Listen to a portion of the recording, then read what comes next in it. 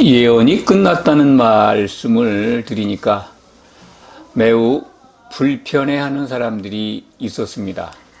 오늘 이 시간에도 이 말씀을 드리면 정말 불편해하면서 반론을 제기하고 심지어 참 이단이라고까지 손가락질을 하실 분이 있을 거라고 생각을 합니다. 예언이 끝났다는 말씀은 제가 지어낸 말이 아닙니다. 우리가 갖고 있는 성경의 마지막 책인 요한계시록이 하나님께서 우리에게 주신 마지막 예언서입니다. 왜 그러냐면 요한계시록 맨 끝장 22장 18, 19절에 이 예언의 말씀에서 더하거나 빼면 저주를 받는다라고 경고하고 있기 때문에 그렇습니다. 그 저주는 불못에 들어가는 저주입니다. 더 이상 그보다 더 큰 저주가 없습니다. 예언이 끝났다고 선언하는 마지막 예언서를 우리가 받고 있는데 예언이 끝났다는 말을 누군가는 해야 합니다. 그것이 성경을 올바로 보는 또 성경을 가르치는 사람들의 태도라고 생각을 합니다. 사도 바울은 고린도전서 13장, 사랑의 장이라고 하죠. 13장에서 온전한 것이 올 때는 예언도 그치고 방언도 그칠 것이다 라고 우리들에게 말씀을 통해서 가르쳐 주셨습니다. 그 말씀은 온전한 것이 무엇인가에 따라서 많은 논란이 있어 왔습니다. 대부분 전통적으로 그 온전한 것이 올 때, 그것은 곧 예수님이 재림하는 때로 이해해 왔습니다. 온전한 것을 그러니까 다시 오실 우리 주님, 예수 그리스도라고 생각을 해 왔습니다. 그렇기 때문에 온전한 것이 올 때까지는 예언과 방언이 그칠 리가 없다. 그것은 그러니까 잘못된 성경 해석이다. 이렇게 비판을 받아왔습니다. 그런데 계시록 마지막 장에 기록된 말씀을 적용해 본다면 그것이 온전한 것일 수 있겠다라는 생각을 할 수가 있습니다. 그것은 신약성경 고린도전서 13장 8절 9절의 말씀을 헬라어 원문으로 보면 그것이 풀어지게 되어 있습니다. 온전한 것은 예수 그리스도가 아니라 중성대명사로 기록되어 있습니다. 중성명사죠. 온전한 것은 그러니까 신약성경 맨 마지막에 우리에게 주어진 요한계시록이다. 마지막 예언이다. 라고 하는 것을 알 수가 있습니다. 예수님은 헬라어 표기로 남성명사를 씁니다. 예수님이 남자이기 때문에 그렇습니다. 신랑이신 예수님이 오실 때는 더군다나 신부를 맞이하러 오기 때문에 교회는 여성으로 표현하지만 신랑 되신 예수님은 남성으로 표현합니다. 그렇기 때문에 온전한 것이 올 때, 곧 예수님이 오실 때 그때를 지칭하는 것이 아니라 온전한 것, 우리에게 교회에게 하나님의 말씀이 온전한 것이 올 때, 요한계시록이죠. 요한계시록이 올 때는 그것이 예언과 방언이 그친다. 그런 말씀을 하셨는데 그것이 이루어진 겁니다. 어떤 분은 지금도 예언의 영을 받고 있고 은사를 받고 있고 지금도 예언을 한다고 말씀하는 분도 있습니다. 그럴 수 있습니다. 소수가 어딘지 그것을 주는 분이 어딘지 그것이 명확하다면 그런 의견에 대해서 크게 반론을 제기하지 않겠습니다. 하나님께로 온 예언이 있다면 그 예언은 정상적인 예언이라고 할 수 있습니다. 그런데 조건이 있습니다. 우리에게 주어진 요한계시록 그 예언서 안에서 풀어져야 되고 그 범위 안에 있어야 합니다. 그것을 벗어난다면 마지막 예언서에 더하거나 빼기 때문에 이것은 거짓된 예언이 될 수가 있습니다.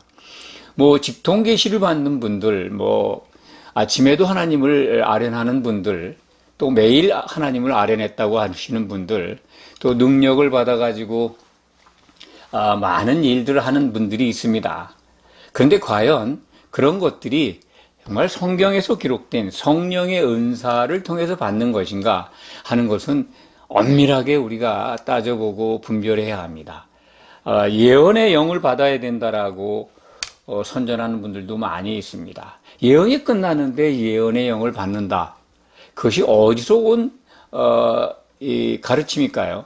저는 오늘 마태복음 7장 22절, 23절 속에서 그런 것들을 찾아보려고 합니다.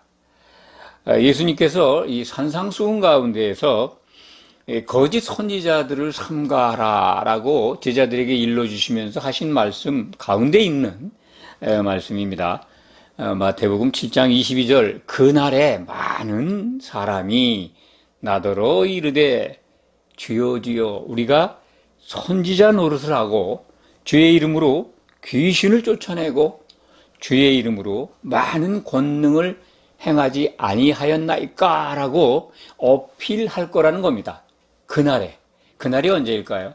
우린 이것을 가장 먼저 명확하게 알아야 합니다. 그날은 예수님이 다시 오시는 날을 지칭합니다. 다른 날이 아닙니다. 환란이 있기 전에 어떤 날, 그런 날이 아닙니다.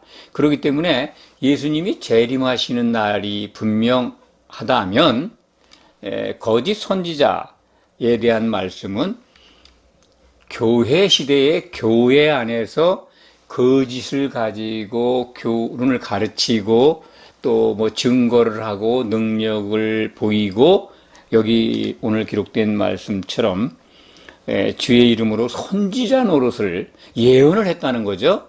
선지자 노릇을 하고 또 능력도 행했습니다. 귀신도 쫓아냈습니다. 많은 권능을 행했습니다. 그런 사람들이 활동한 시대는 교회 시대입니다. 그러니까 지금과 같은 시대입니다. 왜 그러냐면 예수님이 다시 오셔서 그 심판 보좌에 앉으실 때는 사탄 마귀는 무저갱에 들어가 있을 때입니다. 예수님이 재림하시면서 공중 청소를 하십니다. 그리고 교회는 들림받을 교회는 들림받고 그 전에 들림받을 교회는 교회 받고 그때 호련히 변화해서 들림받는 교회가 있고 또 무덤 속에 있다가 휴거되는 교회도 있습니다. 모든 믿었던 자들이 예수님의 그 심판보좌 앞에 다 서게 됩니다. 그것은 고린도후서 5장 10절에 기록된 말씀입니다. 또 로마서 14장 10절에도 기록이 되어 있습니다. 이것이 성취되는 날입니다. 그날이. 그런데 그 자리에서 주여 주여라고 어필하는 거 아니겠습니까? 그렇다면 그 상황을 본다면 마태복음 25장에 기록되어 있는 양과 염소로 구분하신다고 했는데 그리스도의 심판 때입니다. 그렇게 말씀하셨는데 여기서 지금 선지자 노릇을 했던 이들, 많은 사람들이라고 표현을 했는데 이들은 그러니까 교회 시대에 활동했던 교회 안에서 능력을 행하고 귀신을 쫓아내고 선지자 노릇을 한 사람들이 틀림없습니다. 왜냐하면 이미 예수님 오실 때 환란 때 활동했던 짐승이나 거짓 선지자는 무저갱이나 불못에 던져져 있거든요. 여기서 나오는 여기에 마태복음 7장에 기록되어 있는 거짓 선지자는 적어도 예수님이 부활 승천하신 다음에 성령을 교회를 위해서 부어주신 그때 오순절 성령 강림 때부터 7년 환란이 시작되는 그때까지 계속되는 교회 시대, 그것을 저는 지칭한다고 봅니다. 그 기간 동안에 교회에서 거짓을 가지고 선지자 노릇을 한 사람들이 예수님의 심판대 앞에서, 그리스도의 심판대 앞에서 염소로 구분된 사람들입니다. 염소로 갈리니까 지금 어필하는 거죠. 항의하는 거죠. 주님, 우리가 주의 이름으로 선지자 노릇을 했지 않습니까? 또 귀신도 쫓아내고 많은 권능도 행했는데 우리를 어떻게 이렇게 염소로 분리해서 지옥에 던지려고 하십니까? 라고 하는 그 내용이 다 분명합니다. 그렇기 때문에 이 거짓 선지자들은 교회 시대에 교회 안에서 성도들을 미혹했던 이 사탄에게 쓰임을 받은 거짓 목사라고 그렇게 말씀드릴 수가 있습니다. 다른 사람들이 아닙니다. 그런데 우리가 참 매우 안타깝게 생각해야 될 것은 많은 사람이 그렇게 거짓 선지자, 거짓 교사, 거짓 목사 활동을 하게 된다는 겁니다. 우리는 이 말씀을 통해서 요즘 종말의 때다, 휴거의 때가 지금 다가왔다. 지난 주간에도 제가 그 휴거에 대한 말씀을 드린 바가 있습니다. 그래서 잘 준비해야 된다. 교회는 다 들림받으면 다 구원에 이른다라고 하는 아주 잘못된 가르침에 대해서도 말씀을 드렸습니다. 최근에 시대 상황을 보면 그렇게 생각할 수 있는 동향들이 많이 목격이 되고 우리가 가까이 근접해서 만날 수 있습니다. 세상 속에 돌아가는 것을 가지고 종말의 때가 왔다라고 외치는 사람들이 많습니다. 그런데 교회는 그러한 태도에서 벗어나야 합니다. 하나님은 교회에 종말의 때에 대한 징조를 성경을 통해서 주셨습니다. 교회는 이 종말의 때구나, 이것이 7년 환란기에 들어왔구나 하는 것을 성경을 통해서 알면 됩니다. 그런데 최근에 많은 그 교회 안에 선포되는 말씀이나 교훈들을 통해서 보면 교회 안에 있는 말씀을 선포하는 분들이 세상의 징조나 징표를 가지고 이 종말의 때다, 휴거의 때가 왔다, 휴거를 준비해야 된다, 이렇게 가르치고 선동하는 것을 많이 목격하게 됩니다. 세상에 돌아가는 것을 가지고 종말의 때를 알 수도 있겠지만은 성도라면, 교회라면, 교회는 절대로 그렇게 먼저 접근해서는 안 됩니다. 성경 속에 우리에게 주어주신 그 징조들을 가지고 성도들을 일깨우고 준비시켜야 합니다. 교회 밖의 일을 가지고 종말의 때라고 말씀하는 분들이 너무 많아서 그들이 세상 사람들이 아니라 교회 안에서 가르치는 자들입니다. 그러니까 오늘 말씀을 적용하면 그날에 많은 사람에 속한 사람들이라고 볼 수 있습니다. 교회 안에 너무 많습니다. 그들은 굉장한 능력도 갖고 있습니다. 귀신도 쫓아내고 표적도 보이고 신비한 은사를 통해서 많은 능력들을 보입니다. 사람들이 많이 몰려갑니다. 그들은 또한 예언도 하고 방언은 물론입니다. 참 상상도 못하는 표적도 보입니다. 귀신도 잘 쫓아냅니다. 그런데 그런 일들을 한 사람들이 예수님의 심판대 앞에서 염소로 구별돼 가지고 지옥불에 던져진다고 하시는 그런 약속의 말씀이 있는데도 불구하고 그런 일들을 하는 걸 보면 너무나도 안타깝습니다. 그날에 정말 이러한 일들이 일어날 것이기 때문에 예수님은 우리들에게 이 말씀을 먼저 주셨습니다. 교회 안에서 말씀을 선포하고 이 시대를 조명하고 또 예측하면서 성도들에게 분별하라고 깨우쳐주는 목사들이 세상의 징조를 기준해서 말씀을 한다면 그것은 미혹의 영이 전해지는 것을 따라하는 것일 수 있습니다. 대부분 다 저는 거기에 속한다고 말씀드리겠습니다. 특히 근간에 회자되는 세상 속에 돌아가는 것을 가지고 사람들을 선동하는 사례를 보면은 유튜브 상에 중계하다시피 하는 내용이 있습니다. 제3성전이 곧 세워질 거라는 겁니다. 그 유대인들이 하는 모습이죠. 유대교 사람들이 이 시대에 예수 그리스도를 믿지 않는 사람들입니다. 그들이 교회 안에 들어와 있는 사람들입니까? 세상에 속한 사람들입니다. 교회 안 사람들이 아닙니다. 유대인들이 하는 모습을 잘 지켜봐야 된다는 거예요. 그래도 제3성전이 세워지면 예수님이 오시니까 그래서 그것을 잘 보면서 살펴보면서 준비를 해야 된다라고 가르치는 분들이 있습니다. 제3성전에 대한 교훈을 가지고 성도들을 가르치고 또 때가 가까웠다고 선동하는 분들이 한두 분이 아닙니다. 과연 그게 우리에게 주신 말씀, 우리에게 주신 그 마지막 예언서에 부합하는 내용일까요? 성경은 제3성전이 세워져야 예수님이 오신다는 말씀을 안 합니다.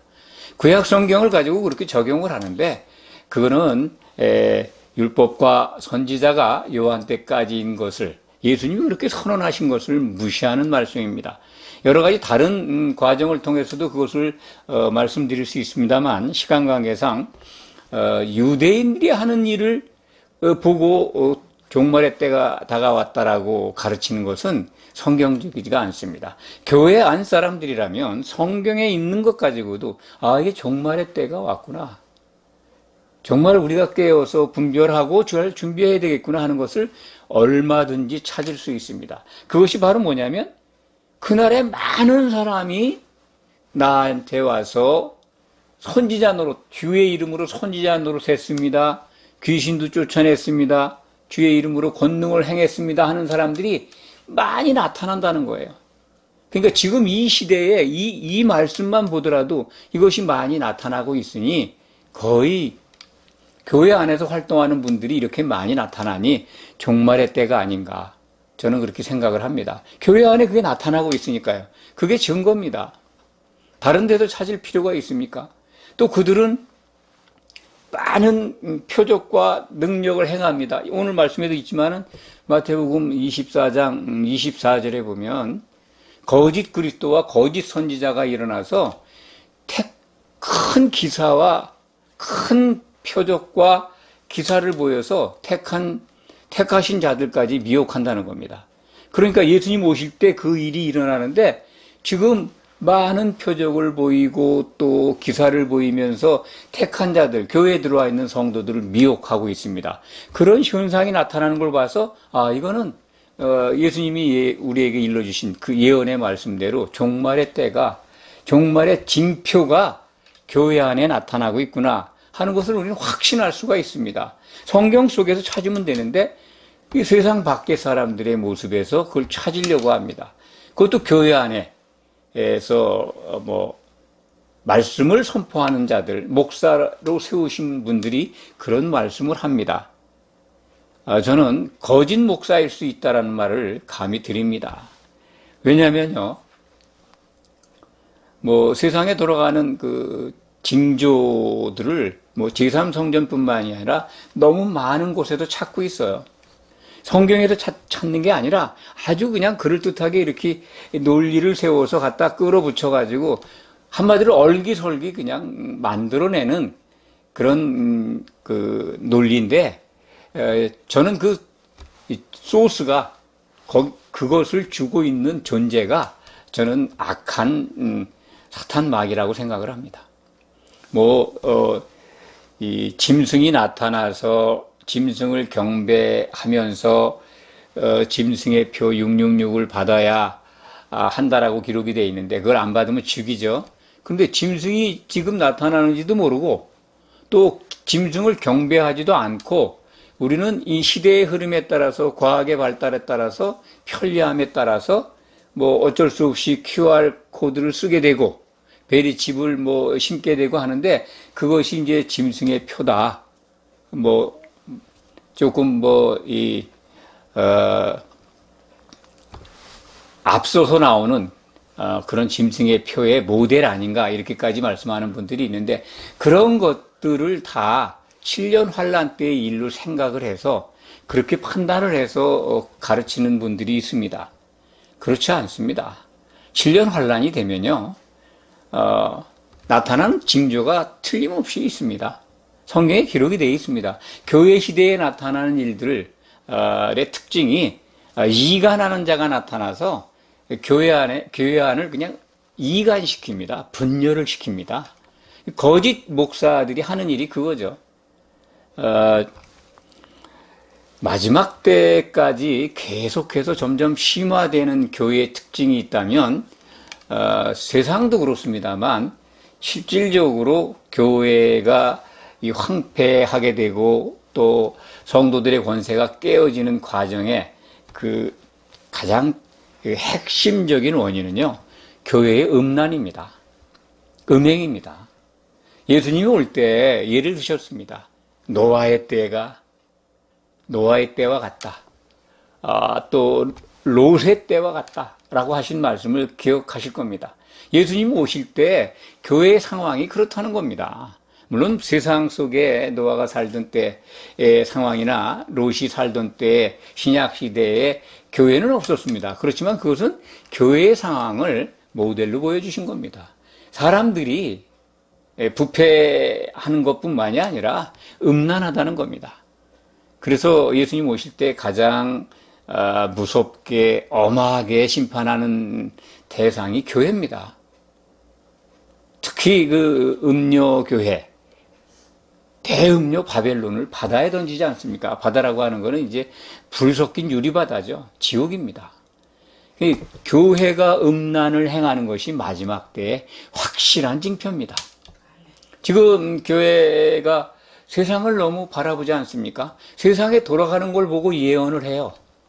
세상에 지금 유행하는 어떤 주의, 공산주의가 그냥 막, 발호를 하고 그들이 세력을 갖고 그래서 정치 지도자들이 그 공산주의의 대표 지도자들을 이렇게 지목을 해서 그들이 짐승이다 아니다 또 뭐 AI를 만든 또는 뭐 IT계의 무슨 뭐 선구자적인 사람들 그런 사람들을 또 짐승에 비유를 하고 때가 가까이 왔다라고까지 선동을 합니다.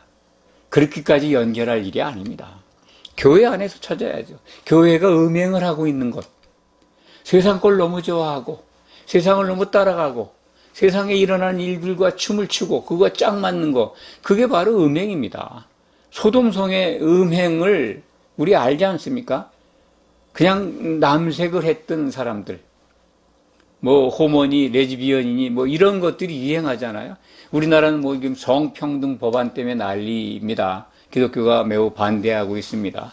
그런 추세가 점점 심화됩니다. 예, 그런 거 반대하는 거 좋습니다. 하지만 그런 것들이 일어나고 그런 것들이 점점 돌이킬 수 없는 상황으로 간다는 게 성경의 예언입니다.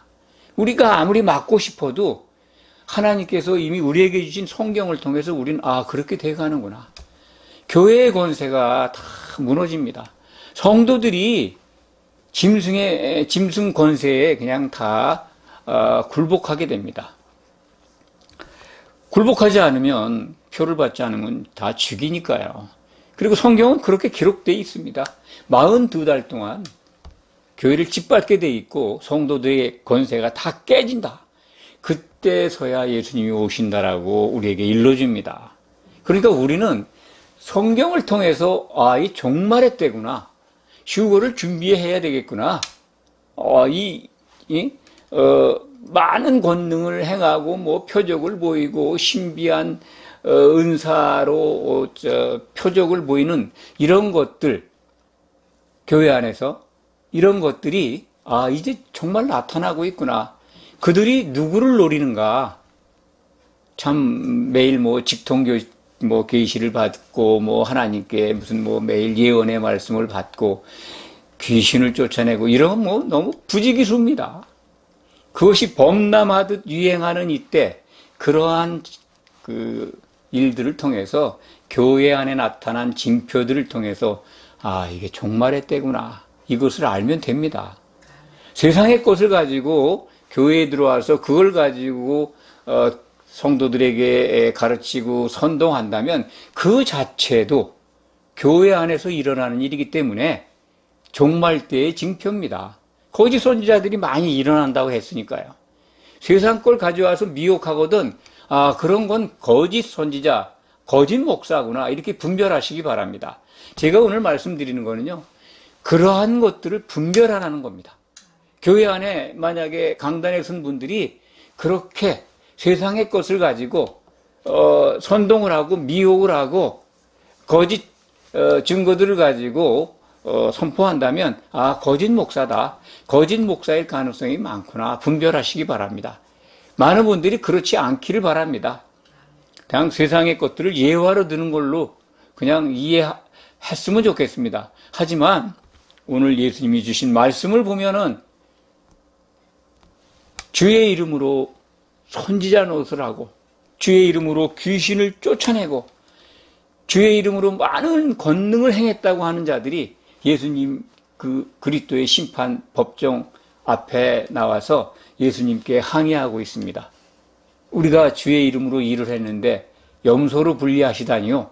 염소로 분리했다는 말씀은 없습니다만 23절에 보면 그 말씀을 우리가 유추할 수가 있습니다. 그때 내가 그들에게 밝히 말하되 내가 너희를 도무지 알지 못하노니 불법을 행하는 자들아 내게서 떠나가라 하리라. 불법을 행했다는 거예요. 교회 안에서. 지금 이 시대에 세상의 것을 가지고 세상에서 나온 소스를 가지고 성도들을 미혹하거나 또는 이미 끝난 하나님께서 끝났다고 우리에게 일러주신 예언, 그 예언을 이제도 또 새롭게 받고 있고 또 예언하는 영을 받아야 된다고 가르치고 예언의 안수를 주고 있다면 거짓 목사일 수가 있습니다. 잘 분별하시기 바랍니다. 예수님이 이렇게 경고했는데 그들을 보고 불법을 행했다라고 내게서 떠나가라고 그들이 어디로 떠나가겠습니까? 그들이 갈 곳은 불지옥입니다. 믿었던 자들이기 때문에 그리스도 심판대 앞에 서지만은 휴거돼서 서지만은 염소로 분리된 자들은 영벌에 한 시대의 벌에 처해지게 됩니다. 그들이 가는 곳은 불못이 아니고 1차적으로 불 섞인 유리바다, 불지옥에 들어가게 됩니다. 이것을 꼭 깨달으시고 이 시대에 참으로 교회 안에 참 난무하고 있는 창궐하고 있는 거짓 선지자, 거짓 목사들의 교훈에서 분별해서 깨시기 바랍니다. 기도하겠습니다.